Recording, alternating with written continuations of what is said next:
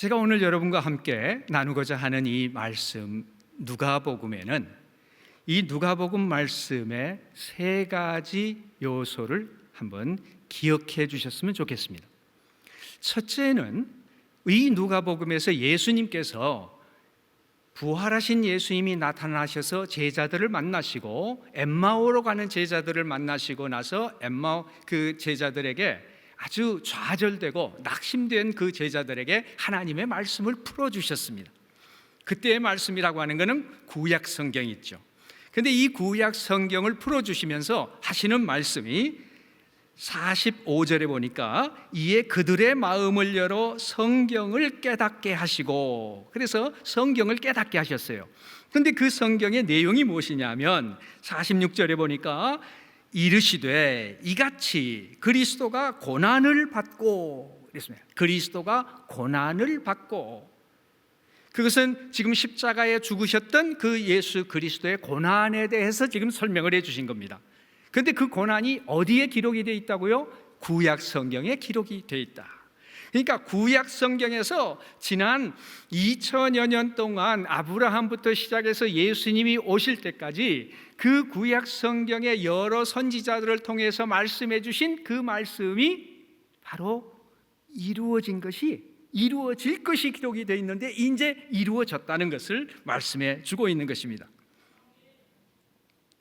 고난을 받으셔야 할 것을, 그리고 그 다음에 보니까 제3일에 죽은 자 가운데서 살아날 것이 기록이 되어 있다. 예수 그리스도가 고난을 받으셔야 되는 것이 기록이 되어 있고, 그 고난을 받으신 예수님이 거기서 그냥 죽으셔버리는 것으로 끝나는 것이 아니라 이제 다시 일어서셔서 새 생명의 부활의 생명으로 나오실 것이 기록되어 있다는 거죠. 근데 그것이 성경에 기록되어 있다. 구약 성경에 기록되어 있는데 그 말씀이 이루어졌다는 것을 여기서 선포해 주시는 것이죠.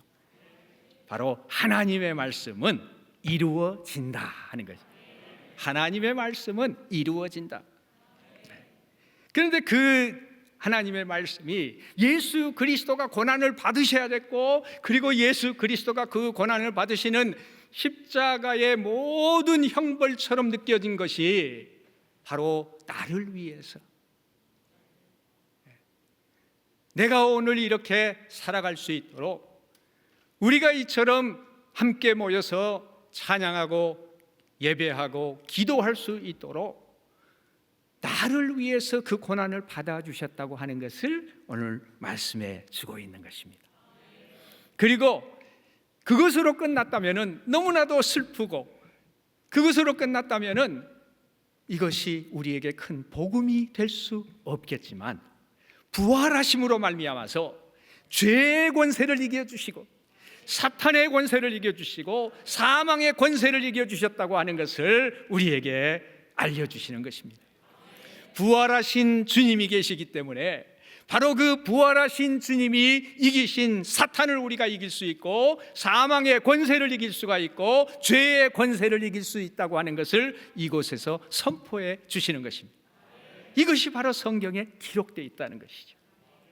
얼마나 감사한 일입니까? 그런데 그 기록된 하나님의 말씀이 이루어진다. 그 내용은 나를 위해서 죽으셨고, 또한 내가 그냥 힘없이 살아가는 것이 아니라 죄의 권세를 이기고 사탄의 권세를 이기고 사망의 권세를 이기는 삶을 살아갈 수 있도록 부활하셨다는 우리 주님의 말씀입니다. 그런데 거기에서 끝나는 것이 아니라 47절을 보십시오. 또 그의 이름으로 죄 사함을 받게 하는 회개가, 죄 사함을 받게 하는 회개가 예루살렘에 시작하여 모든 족속에게 전파될 것이 기록되었으니. 자, 여긴 지금 구약 성경이 예수님께서 지금 풀어주시는 말씀은 그 당시에는 신약 성경이 우리에게 주어지지 않았어요. 신약 성경이 제자들에게 주어진 게 아닙니다. 그런데 구약 성경의 말씀이 무엇이 기록이 되어 있다고요? 그 회개의 메시지가 예루살렘에서 시작하여 모든 족속에게 전파될 것이 기록되어 있다는 거예요. 그러니까 구약 성경이 이미 선교를 예루살렘에서 시작해서 모든 족속에게 선교가 될 것이다, 복음이 전파될 것이다. 그래서 이 회개가 예루살렘부터 시작해서 모든 족속에게 전파되어 모든 민족이 회개하고 하나님 앞에 나아올 것이라는 것이 이미 구약에 기록이 되어 있다는 겁니다. 이 얼마나 놀라운 사실입니까? 신약에서 지금 예수님이 가서 선교해라, 가서 복음을 전해라 이렇게 말씀하시는 게 아니라 이미 구약에 다 그것이 하나님의 예언의 말씀으로 기록되어 있는 것이. 자, 하나님 말씀이 이루어질까요? 이루어집니다. 기록된 말씀은 하나님의 말씀대로, 기록된 대로 예수님 당시의 제자들에게 말씀하신 것은 내가 십자가에 죽을 것이 기록되어 있는데 그대로 되었지 않느냐, 그리고 내가 부활할 것이 기록되어 있는데 그대로 되어 있지 않느냐, 이제는 너희들이 바로 이 회개가 예루살렘부터 시작해서 모든 족속에게 전파될 것인데, 세상 끝까지 전파될 것인데 바로 그것도 기록되었으니 이제 그 말씀 믿고 나아가라 라는 내용입니다. 그렇기 때문에 선교는 우리가 하는 게 아니에요. 선교는 누가 하시는 거예요? 하나님이 하시는 겁니다. 그렇기 때문에 저도 지난 33년 선교사로서 살아오는 것입니다. 제가 선교사로 파송을 받은 것은 사실 태국 선교사로 파송을 받았습니다. 그래서 꿈속에서 태국 사람이 나타났어요. 저에게 태국 사람이 보여서 제가 꿈속에서 사와디캅 하고 태국말로 안녕하십니까 하고 인사를 했습니다. 그랬더니 그 태국 사람이 저한테 사와디캅 인사를 하더니 뭐라고 막 태국말을 해요. 그래서 내가 그 태국말을 알아들 수가 없어서 푸파사타이 마이다이 제가 할 수 있는 말이 내가 태국말을 할 줄 모릅니다. 그 한 문장을 알았어. 그래서 푸파사타이 마이다이 마이다이 내가 태국말을 못합니다. 그랬더니 그 사람이 막 웃으면서 이렇게 꿈에서 깼습니다. 야, 하나님이 나를 얼마나 마게도니아인의 환상을 보여주신 바울처럼 선교사로 멋있게 쓰실 모양이다. 나를 태국에 보내시면 태국을 뒤집어 놓고 태국이 모두 다 복음화 되는데 내가 쓰임 받을지 모른다. 그런 환상을 가지고 태국 선교사로 파송을 받았습니다. 그런데 태국 선교사 파송 받았는데 비행기표까지 다 사가지고 출발을 했지만 결국은 태국 선교사가 되지 못했습니다. 그리고 필리핀 선교사로 가라고 해서 발걸음을 필리핀으로 옮기게 됐습니다. 여러분, 비행기표까지 다 사가지고 나는 태국 선교사 조용중 선교사 가족 위에서 기도해 주십시오. 그리고 태국 간다고 떠났는데 결국 태국 선교사도 못 되고 필리핀 선교사가 되니 기분 좋게 필리핀 선교사 하겠습니까? 하여튼 우여곡절 끝에 우리 가족들이 다 같이 들어가지도 못하고 저만 필리핀으로 먼저 들어갔습니다. 공항에서 필리핀 사람이 저를 마중 나와야 되는데 나오지를 않아요. 결국 3시간 반 만에 만났습니다. 선교사로 간 삶의 첫날, 선교지에 파송받아서 도착한 첫날 3시간 반 만에 공항에서 3시간 반을 기다리다가 만났더니 저를 필리핀 사람이 데려다 놓고 게스트하우스에 선교관 같은 데다 데려다 놓더니 금요일인데 월요일 날 연락하겠습니다. 그리고 가버리는 거예요. 그런데 저는 거기 가면은 그래도 밥도 주고 뭐 안내도 해줄 줄 알고 생각을 했는데 그때 그 선교관 주인이 어느 나라 선교사라고는 제가 얘기 안 하겠습니다. 어느 나라 선교사라고는 얘기를 안 하는데 그분이 저에게 저녁 식사를 줄 수 없습니다. 왜요? 그랬더니 연락이 늦게 됐기 때문에요. 근데 그때 시간이 한 3시쯤 됐습니다. 오후 3시쯤 됐는데 저녁 식사를 준비가 안 되기 때문에 줄 수가 없습니다. 그런데 한 6시쯤 되니까 자기들끼리 식사 다 하고 있어요. 그래서 제가 야, 정말 여기가 선교관이 맞나? 정말 이게 선교사들이 운영하는 이런 데가 맞나 하면서 있는데 저한테 저녁 식사 했습니까? 하는 전화가 왔어요. 그래서 그 전화를 받고 아니요, 식사를 못했습니다. 그러면은 어디를 가면 생일 잔치를 하는데 거기 가서 저녁 식사를 가서 하기 바랍니다. 그래요? 그러면 한번 찾아가 보겠습니다. 그리고 주소를 받아가지고 그곳을 찾아갔습니다. 어렵게 찾아갔습니다. 문을 두드렸더니 누구냐고 그래요. 여기 가면은 생일 잔치 하는데 가면은 밥 준다고 하더라고. 그랬더니 그 사람이 저를 보면서 웃으면서 들어오라고. 그게 필리핀 분이 2살짜리 딸 생일 잔치 하는데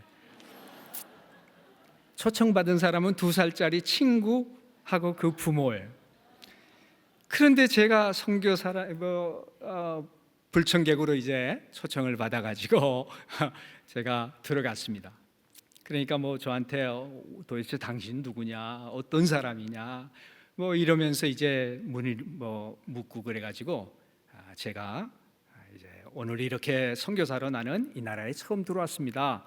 그런데 이 나라에 이렇게 와가지고 선교사로 왔는데 내가 게스트하우스에 갔는데 이렇게 저녁을 식사를 못하고 오랫동안 기다리다가 게스트하우스 가서 식사를 못하고 있는데 전화가 와가지고 당신 집에 가면 저녁 준다고 그래서 나왔습니다. 그랬더니 그러면은 우리 한국식으로 그냥 수저 하나 놓고 같이 먹읍시다. 이래서 같이 식사를 하면서 얘기가 나왔습니다. 근데 저한테 그래요. 아니, 당신 정말 당신 삶을 만족합니까? 그래요. 당신의 삶을 만족하십니까? 그래서 그 질문을 하는데 제가 조금 더 주저함이 없이 만족합니다. 정말이요? 만족합니다. 그랬더니 저한테 저도 그런 만족스러운 삶을 살고 싶습니다. 그러면서 거기에 온 손님이 여자분이 당신같이 그런 삶을 살면서 만족하다고 하는데 나도 그런 만족스러운 삶을 살고 싶습니다. 그래서 제가 어떻게 예수 그리스도를 만나게 됐고 나는 어떻게 해서 이렇게 선교사가 됐고 선교사의 삶을 살기 위해 오늘 이렇게 필리핀까지 오게 됐는가를 얘기하게 됐습니다. 나는 정말 예수님을 몰랐던 사람입니다. 나는 세상에 무엇을 위해서 살아야 되는지 그 이유를 몰랐기 때문에 고등학교 때 나는 자살을 하려고 유서를 쓰고 정말 인생을 빨리 죽는 것이 소원이었던 그런 사람이었습니다.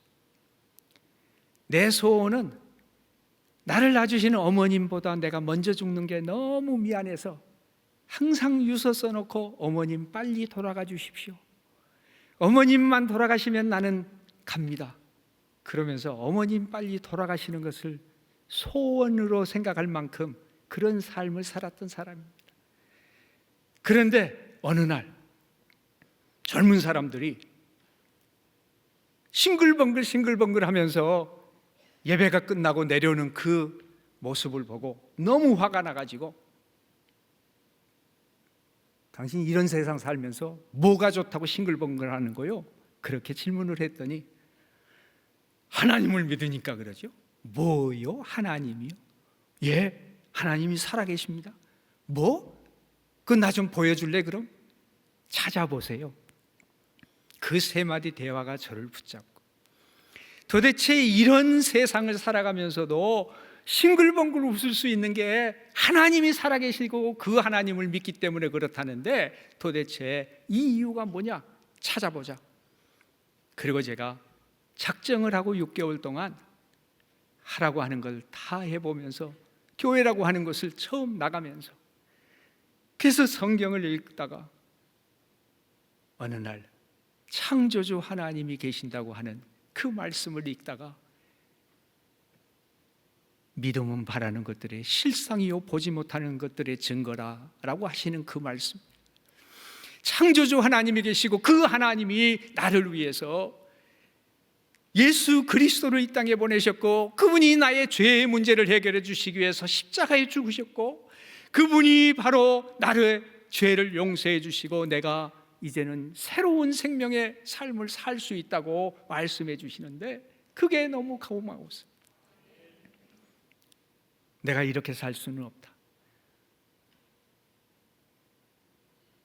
나는 왜 사는지도 몰랐던 그런 사람인데 예수 그리스도 안에서 내가 왜 사느냐를 물으면, 이제는 나를 구원하신 그분 위해서, 그분이 나에게 생명을 주시고 그분이 나를 이 땅 위에 존재하게 하셨기 때문에 나는 이제 그리스도 안에 선한 일을 위해서 살아간다고 그렇게 고백하고, 바로 그 일을 위해서 내가 이렇게 선교사로 나오게 됐습니다.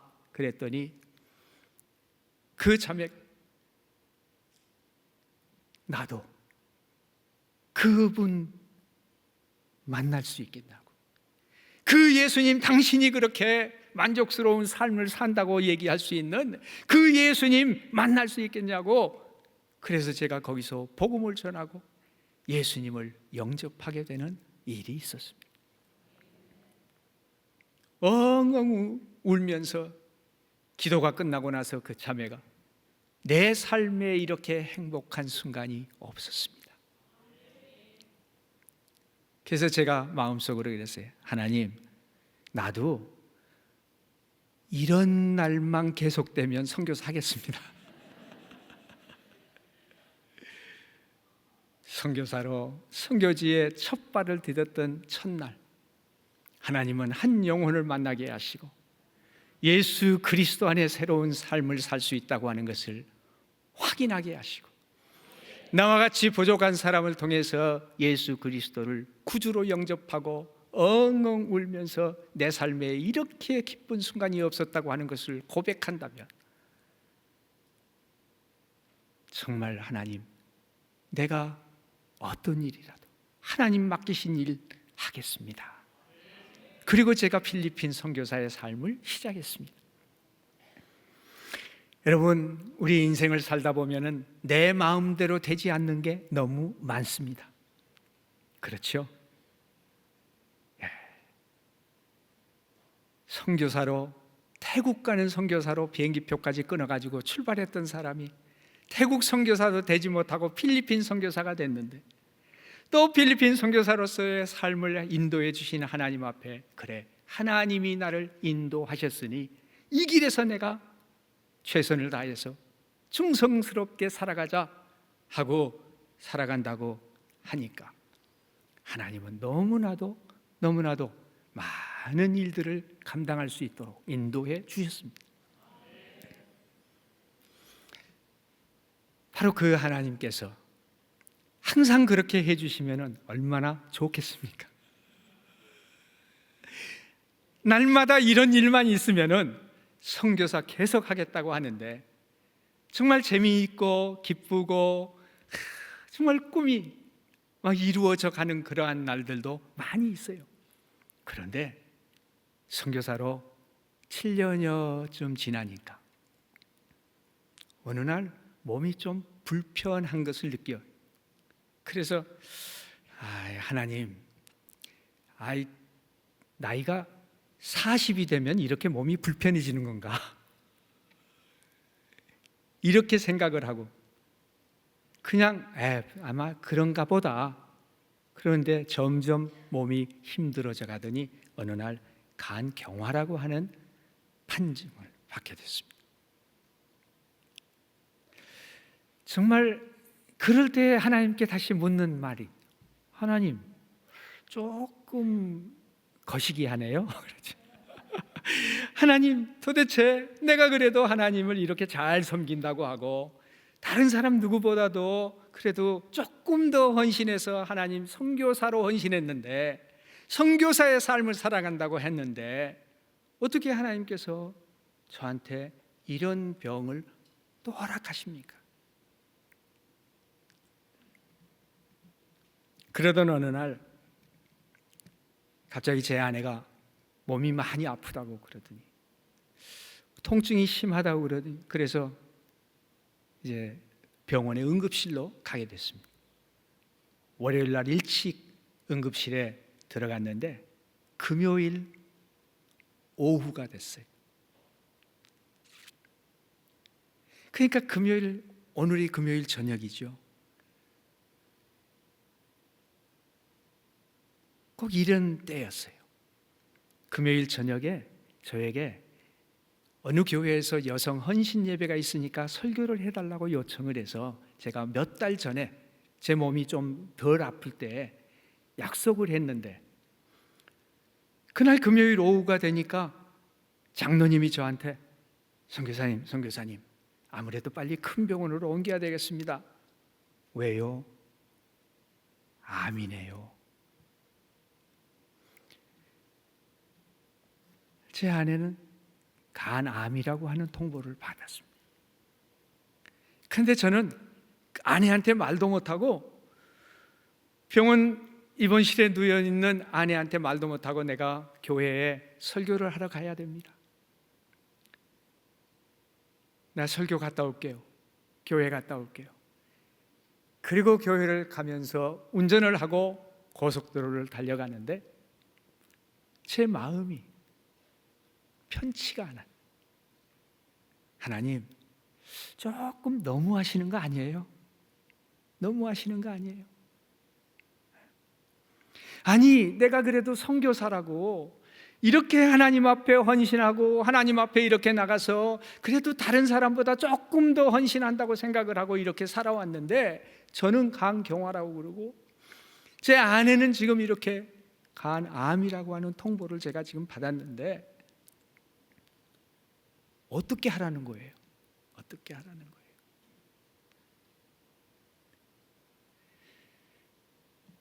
설교를 예전에 드렸던 본문에 의해서 성경 말씀을 나누고 설교를 마쳤습니다. 마치면서 제가 그랬어요.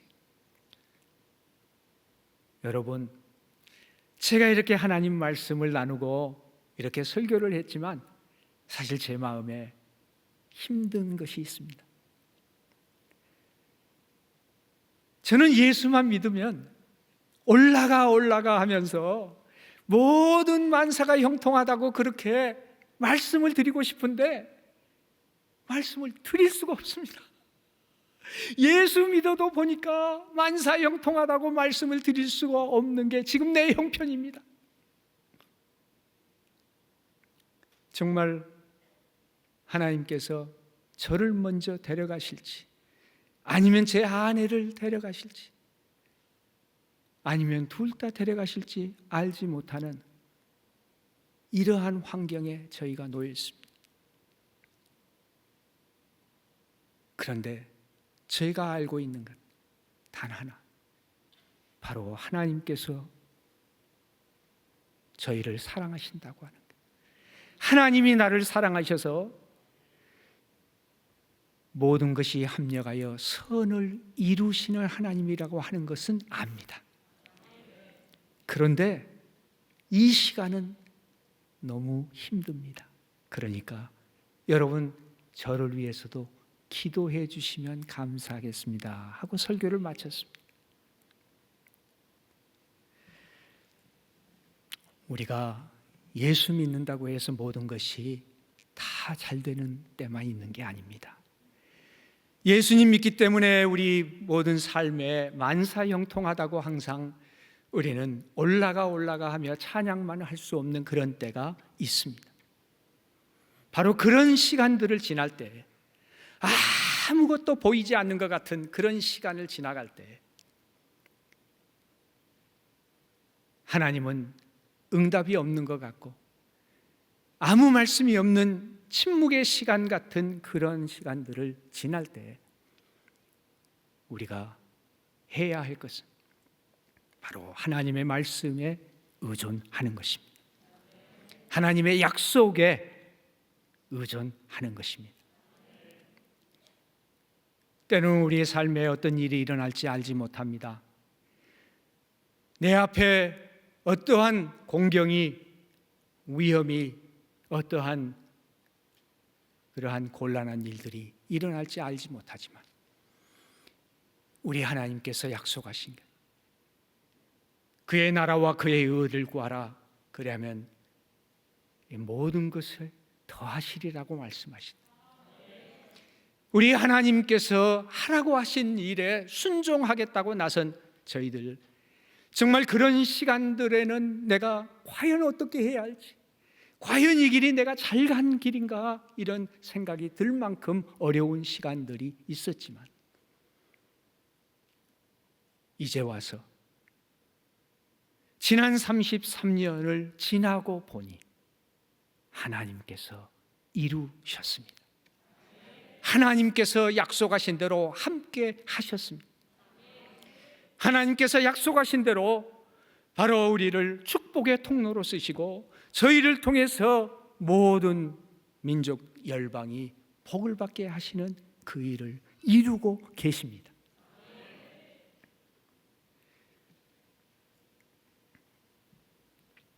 저희가 선교사로 파송을 받을 때 4살짜리, 1살짜리 아들 둘을 데리고 파송을 받았습니다.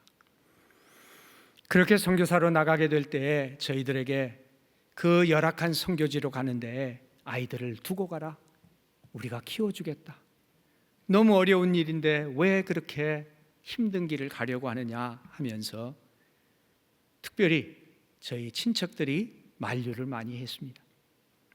왜냐하면 저희 친척들은 그때까지 신앙을 제대로 가지고 있는 사람이 없었습니다. 저도 제 집에서 처음으로 예수님을 믿고, 그리고 제 아내도 저희 처갓집에서 예수님을 처음으로 믿게 된 사람입니다.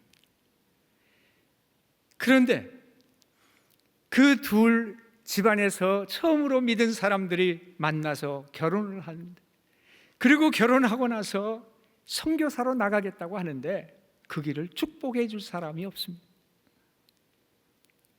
저희들이 나갈 때 선교사로 나가는 것 자체, 신학을 공부해서 목사가 된다고 하는 것 자체를 누구도 기뻐한 사람이 없었습니다. 그래서 선교지로 나갈 때에는 정말 선교비를 모금하는 게 너무 힘들었습니다. 거의 우리 집안에서는 누구도 선교비를 조금이라도 후원을 하겠다는 사람이 없는 그런 환경인데 하나님께 물었습니다. 하나님, 정말 이런데 내 집안의 사람들이 지금 예수님을 제대로 안 믿고 있는데 저희 때문에 이제 겨우 교회에 나가는 사람들이 몇 사람 생겼는데 다른 민족을 위해서 내가 선교사로 나가야 되는 게 이게 맞는 일입니까? 과연 그렇게 해야 되는 게 맞는 일입니까? 그게 하나님이 원하시는 일입니까? 네, 바로 우리 가족이 예수님을 안 믿는 사람이 있는데, 그런데 계속해서 저에게 하나님의 말씀은 가라,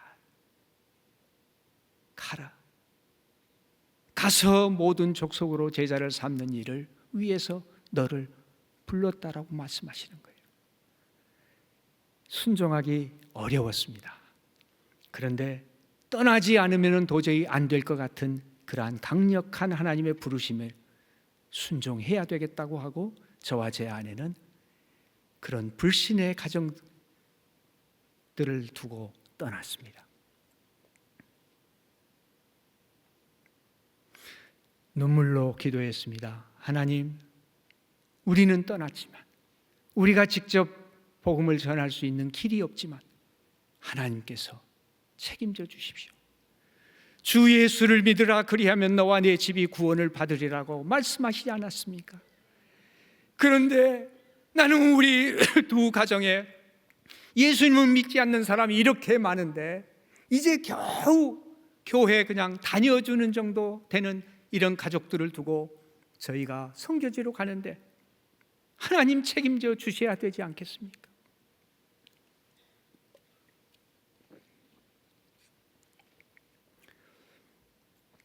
눈물로 기도할 수밖에 없는 그러한 환경이 있습니다.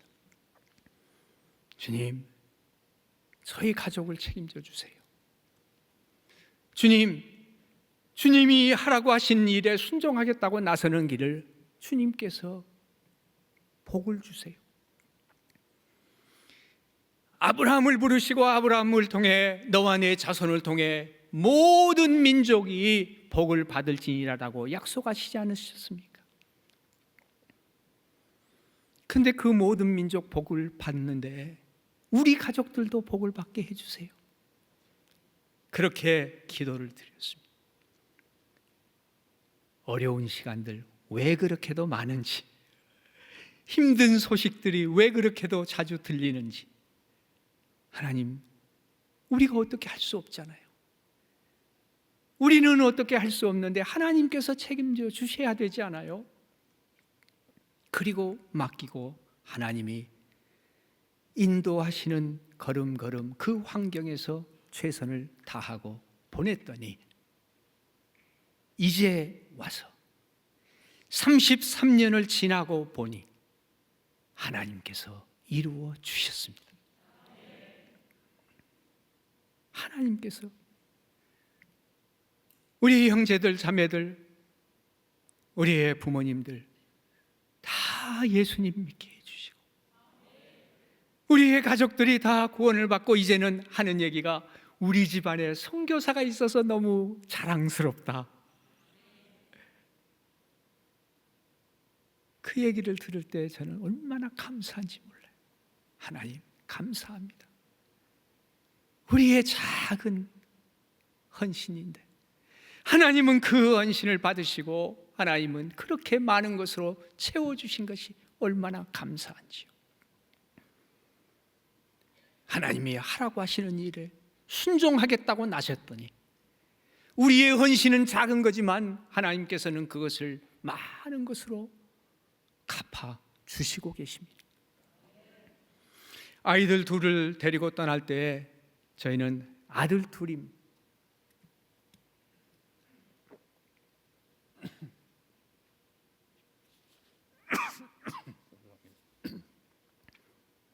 아들 둘을 데리고 갔는데 그 아들 이름을 큰아들은 스데반이라고 하고 둘째 아들은 바울이라고 했습니다.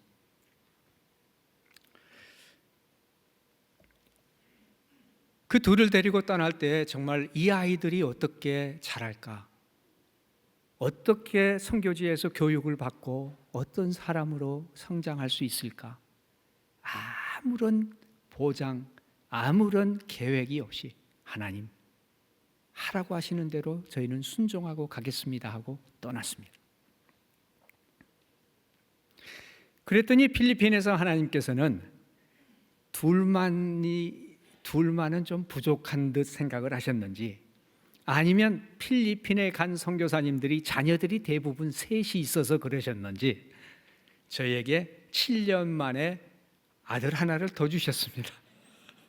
그래서 디모데라고 이름을 지었습니다. 그래서 저희는 스데반, 바울, 디모데가 있습니다. 그 아이들을 교육을 시키고 해야 되는 이 모든 것들을 과연 우리가 어떻게 할 수 있을까? 아무런 계획이 없이 하나님께서 주시는 환경에서 우리는 최선을 다해서 믿음으로 양육을 하겠다, 그렇게 떠났습니다. 이제 33년이 지나고 나니 몇 살 됐겠어요? 계산이 빠른 사람은 4살 때 데리고 갔으니 33년 지나서 37. 제가 37살짜리 아들이 많이 컸겠죠?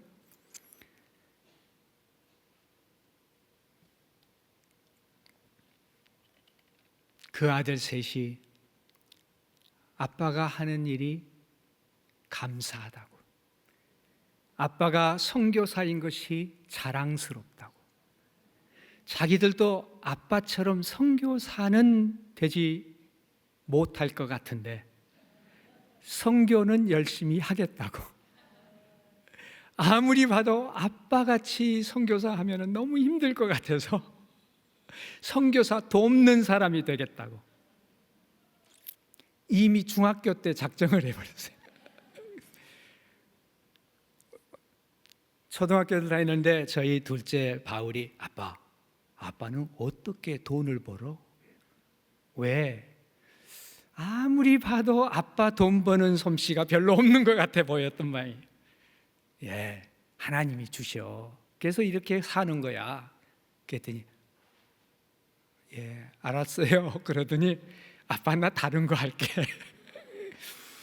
그래서 내가 그래 바울아, 아직 아들 셋인데 셋 중에 하나는 좀 다른 거 해서라도 뭐 할 수 있지. 그래 무엇을 하든지 하나님이 다 각자한테 은사를 주셨어. 그러니까 그 은사를 잘 개발할 수 있는 거, 그리고 그 은사를 잘 할 수 있어서 많은 사람들에게 유익을 끼칠 수 있는 거, 그리고 그것을 통해서 하나님 앞에 영광을 돌릴 수 있는 거라면 무엇을 하든지 괜찮아. 무슨 직업을 갖든 괜찮아. 그렇게 했더니 그래요 아빠 나는 다른 거 할게요. 그리고 빠졌어요. 그랬더니 어느 날 아주 입이 무거운 큰아들이 스데반이 하루는 아빠 나 비즈니스맨 할래요. 에?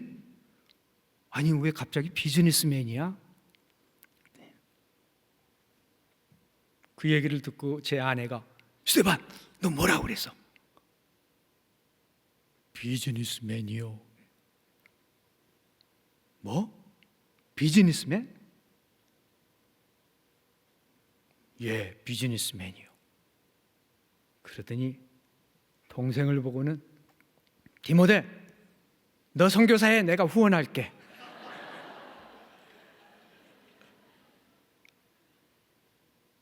형은 12살, 동생은 2살. 그래서 2살짜리 선교사 후보로 타의에 의해서 그냥 선교사 하라고 하는 형 때문에 선교사 하라고 자기는 후원하겠다고 그렇게 빠져나가더라고요. 이제 그 2살짜리가 27살이 됐습니다.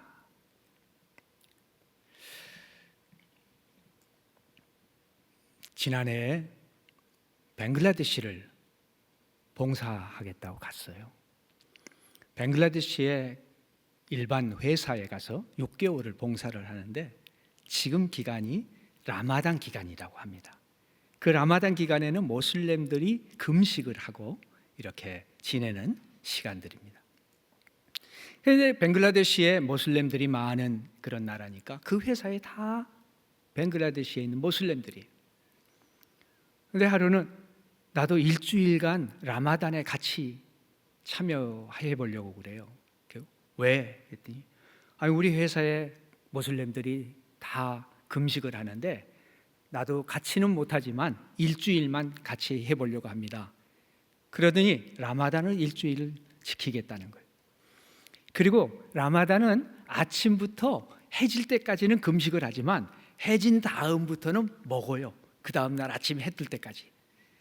그러니까 그때는 뭐든지 음식을 준비해 가지고 하는데 하루는 아들이 아빠 친구들을 집으로 초청했는데 이 친구들을 위해서 한국 음식 김밥하고 한국 음식을 준비해 가지고 이 모슬렘들을 집으로 초청을 했어요. 그래서 이 모슬렘들 라마단 기간에 집으로 초청해서 그들을 섬기는 일을 한 거예요. 그랬더니 이 회사에 있는 제가 그 회사를 나중에 방문을 했는데 그 회사 사람들이 뭐라고 했냐면 자기들이 지금까지 본 외국인은 하여튼 이런 사람을 본 적이 없다는 거예요. 외국인인데 와가지고 자기들을 존중하고 자기들을 이렇게 생각해 주면서 정말 나중에는 라마단까지 존중을 해주면서 하는 이런 사람이에요. 그리고 그 사람이 크리스찬인 것을 아는 거예요. 이 시대에는 우리가 선교사로서 가서 그들을 복음을 직접 전할 수 있는 것, 이러한 환경이 쉽게 마련되지 않습니다. 그런데 이 라마단 기간에 바로 그 사람들과 함께 지내면서 그들을 더 이해하고, 그리고 그들을 초청을 해서 집에서 음식을 대접할 때에 도대체 기독교인이 무엇을 하는 사람들이라고 하는 것을 이들이 관심을 가지고 보게 하는 것, 바로 이런 일들이 앞으로 선교를 하는 방법들입니다. 지금 한국에 와 있는 모슬렘들이 지금 기간이 라마단이에요. 그런데 이 라마단 기간에 바로 지금 제가 함께 섬기고 있는 우리 선교사는, 거기는 선교센터라고도 안 해요. 거기는 모슬렘 센터입니다. 모슬렘들 문화를 존중하면서 모슬렘들에게 한국말을 가르쳐주고 모슬렘들에게 필요한 일들을 도와주는 그러한 센터를 해요. 거기는 희망의 마을이라고 하는 센터를 하는데, 그 희망의 마을에서 이 사람들 모슬렘들의 라마단 기간 동안에 저녁에 음식을 준비해서 그들을 섬기니까 이 사람들이 와가지고 라마단이 끝나고 나면 자기들이 성경 공부를 같이 하겠다고 하는 것을 어제 저에게 연락이 왔어요. 이런 일이 가능한 거예요. 과연 우리가 몇 사람에게, 모슬렘에게 복음을 전할 수 있는 기회가 있을까요? 거의 여러분들은 없을 겁니다. 그런데 바로 한국에서, 바로 이곳에 온 사람들에게 그 라마단을 지키는 것을 오히려 도와주면서 그들의 음식을 대접하고 지금까지 지극정성으로 섬겼더니 자진해서 성경 공부를 참여하겠다고 이라크 청년들이, 그런 얘기가 나오는 것은 바로 새로운 시대, 이 애프터 코로나 시대의 선교가 어떻게 되어져야 할 것인가를 가르쳐 주고 있습니다.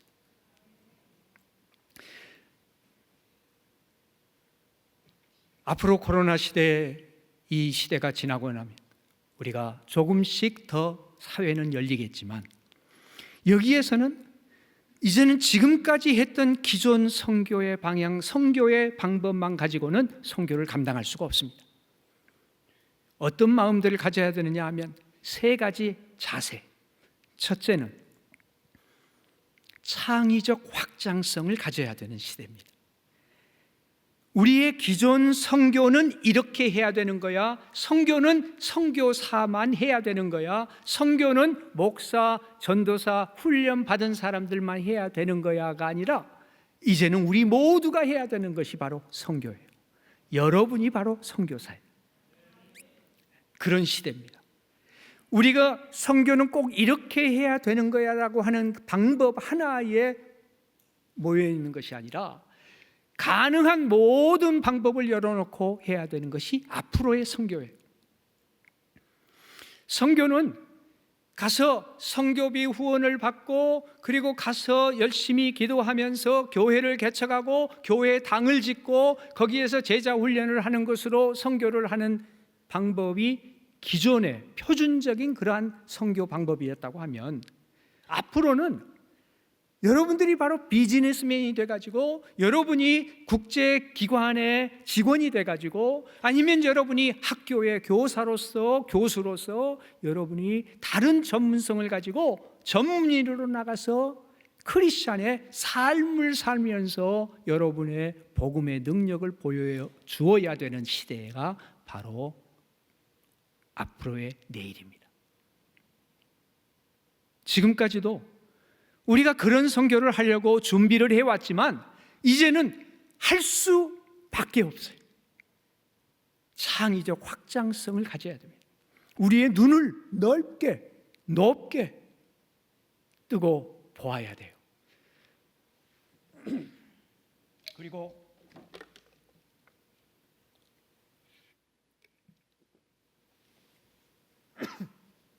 죄송합니다. 우리의 선교는 의도적 개방성을 가져야 돼요. 의도적 개방성은 바로 우리가 이제 의도적으로 만나지 않으면 앞으로 사람들 점점 못 만나요. 이제는 여러분, 아파트 바로 옆집에 사는 사람도 이제 마스크 쓰고 가면 이 사람이 남자인가 여자인가도 이제 앞으로 모를 시대가 될지도 몰라요. 우리가 의도적으로 우리를 열고 의도적으로 다른 사람들을 찾아가서 가까이 하지 않으면 앞으로는 할 수 없는 시대예요. 예수님께서 사마리아 여인을 의도적으로 찾아가셨던 것처럼 우리가 의도적으로 우리를 열고 의도적으로 우리의 교회를 열고 의도적으로 우리의 그룹을 열고 찾아가서 그 사람들을 맞아들이고 초청을 하는, 그래야만이 가능한 선교의 시대다는 거예요. 그리고 세 번째는 우리 교회가 가장 필요한 선교를 어떻게 하느냐, 이 선교를 가장 복음이 살아있는 것을 보여주어야 되는데 그 보여줄 수 있는 모델이 어디냐? 그게 바로 교회예요. 그런데 그 교회의 모습은 대형 교회로서 어떤 웅장한 건물을 보여주는 것이 아니라 그 교회 안에 살아있는 관계적 공동체를 보여주어야 돼요. 관계적 공동체. 관계가 살아있고 이 사람이 서로 살아서 움직이는 사람 사는 모습이 보이는 공동체. 그게 어디 있어요? 바로 성령이 임하시면, 성령을 아버지께서 약속하시고 너희에게 보내리니 너희는 위로부터 능력으로 입혀질 때까지 이 성에 머물라 하시는 바로 그 성령이 임하시면 일어났던 일이 사도행전 2장에 나오는데, 내 것을 내 것이라고 하는 자가 없더라 하면서 예수 그리스도가 나를 위해서 죽으셨으니 이제는 내가 부활한 새로운 생명으로 내 것을 내 것이라 하지 아니하고 모든 것이라 하나님의 것입니다 라며 소유권을 이전하고 살아가는 사람들의 공동체. 서로를 케어하고 서로를 돌봐주고, 다른 사람이 아니라 바로 내 옆에 있는 그 사람을 내 생명을 아끼듯이 정말 나를 사랑하는 것처럼 내 이웃을 사랑하는 그 모습으로 나타나는 공동체, 그것이 바로 복음의 능력이에요. 그것이 살아있는 교회, 그것이 셀그룹이 되었던, 목장이 되었던, 그것이 구역이 되었던, 바로 그 사람들이 살아있는 그것을 보여주는 것이야말로 애프터 코로나 시대의 선교예요. 그것이 없으면 세상 사람들은 이제 복음의 능력이 무엇인지를 몰라요. 예수 그리스도를 구주로 받아들였기 때문에 나는 이제 새로운 생명을 살고 있습니다. 새 삶을 살고 있습니다. 이렇게 변화된 내 삶이 내가 이렇게 나타나고 있습니다라고 하는 것을 보여줄 수 있는 그러한 공동체가 바로 여러분 가운데에 이 오륜 교회에서 모범적으로 보여져야 한국에 안 믿는 사람들이 저 사람들을 보니 나도 좀 들어가고 싶다, 나도 저들이 믿는 예수 그리스도가 누군지 알고 싶다라는 말이 자연스럽게 나오게 해야 되는 줄로 믿습니다. 여러분,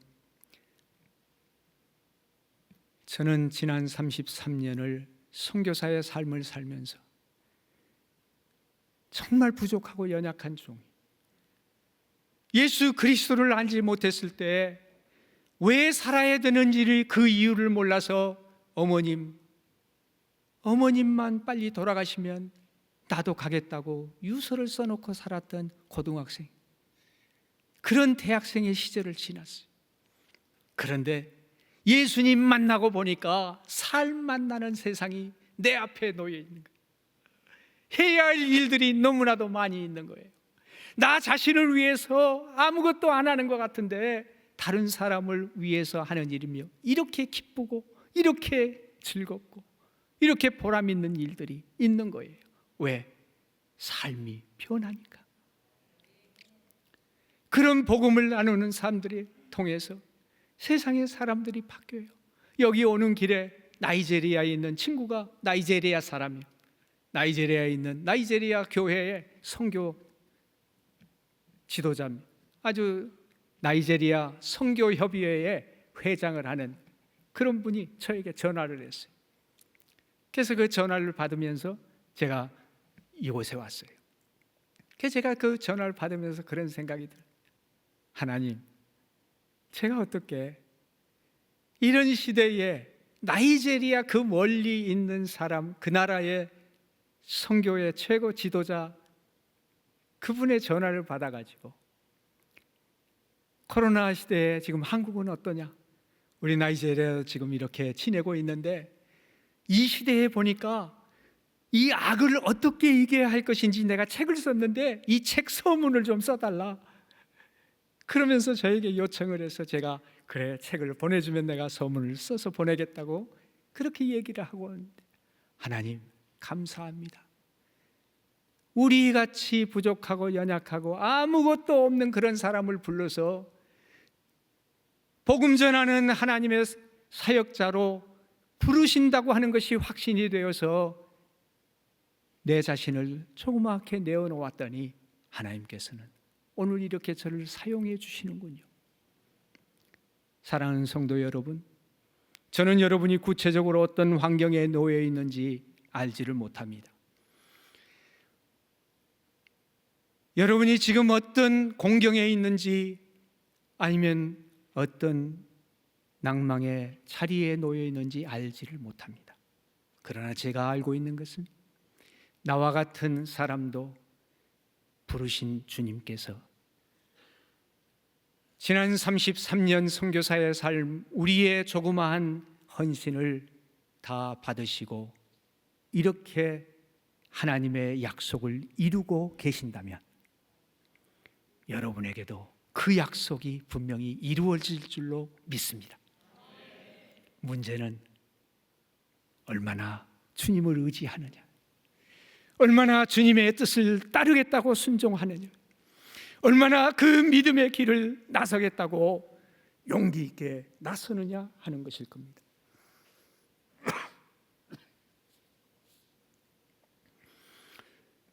사랑하는 성도 여러분, 우리 하나님께서는 정말 좋으신 분입니다.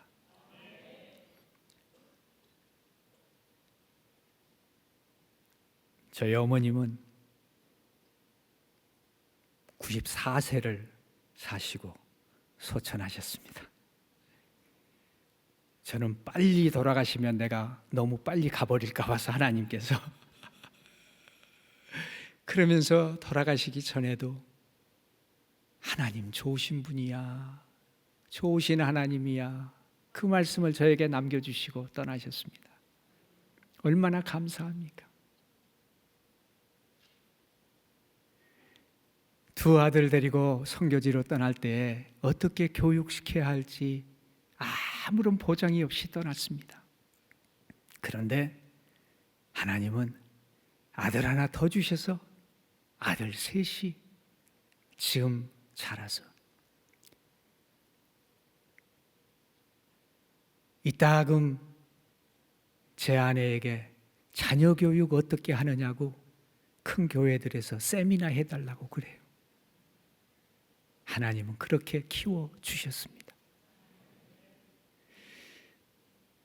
선교사로 나갈 때 우리 집안에서는 누구도 선교사 나가는 걸 기뻐한 사람이 없었고 선교비 단 한 푼이 가족에서 나올 수 있는 환경이 아니었는데 이제는 선교사가 우리 집에 있어서 우리 집안에 있어서 너무나도 자랑스럽다고 하면서 저에게 가장 큰 선교비를 후원하는 가족이 되었습니다. 하나님이 이루셨습니다. 하나님이 약속하신 것, 하나님 말씀하신 것 이루시는 분이십니다. 이루어지리라. 예수 그리스도를 믿는 이 놀라운 축복이 저 개인에게 뿐만 아니라 여러분 개인의 삶에서 놀라운 간증으로 나오기를 간절히 바랍니다. 그래서 내 주위의 사람뿐만 아니라 전 세계 지금 열방 가운데 28,000여 선교사를 내보낸 한국교회, 우리는 결코 무엇이 풍성해서 선교사를 내보내는 게 아니었습니다. 교회가 재정이 풍부했기 때문에 선교사를 내보내고 그들을 후원했던 것이 아니었습니다. 한국 교회는 아주 어려울 때에 선교사를 내보냈고 그 힘들 때에 선교사들을 파송하고 함께 동역해 왔습니다. 코로나 시대가 아무리 어렵다고 하더라도 우리 한국 교회는 바로 이 시기에 진정 하나님이 기뻐하시는 선교를 더 잘 감당하는 한국 교회로 갱신되어서 나오리라고 믿습니다. 우리에게 놀라운 새로운 부흥을 주실 것입니다. 한국 교회를 통해서 모든 족속에게 복음이 전해지는 그날을 보게 하실 것입니다. 오륜교회가 그 길을 앞장서서 나서 주시기를 바랍니다. 기도하시겠습니다. 사랑하시는 하나님 아버지, 감사합니다. 정말 부족하고 연약한 종과 같은 사람들로 부르셔서 놀라운 하나님의 영광을 보게 하셨는데, 주님이여, 우리 성도 한 사람 한 사람들의 삶에 지금 어떠한 자리에 놓여 있는지 알지 못하지만 약속하신 하나님의 말씀을 믿고 나서는 믿음의 사람들이 되게 하여 주시옵소서. 주님, 우리가 회개하고 주님 앞에 나올 수 있도록 주님이 고난을 받으셨사오니 이제는 죄에 부딪히지 않고 죄에 굴하지 아니하고 일어서게 하여 주시옵소서.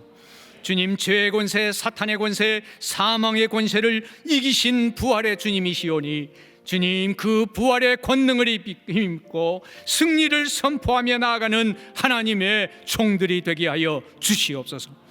주님, 때로는 힘들고 어려운 시간들 지나갈 때라도 주님, 지금은 눈에 보이지 않는다 할지라도 주님께서 약속하신 것, 지난 수천 년을 거쳐서 이루어 주신 것을 우리가 바라보면서 우리의 삶 가운데 이루어 주시는 그 하나님, 놀라운 하나님을 바라보고 힘있게 믿음의 발걸음을 내딛게 하여 주시옵소서.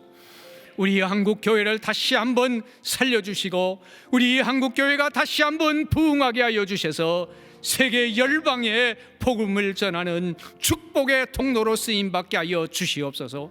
선교 한국을 이루게 하여 주시옵소서. 우리 민족이 통일되어서 속히 온 세계에 나아가 선교하는 한국 민족교회가 되게 하여 주시옵소서.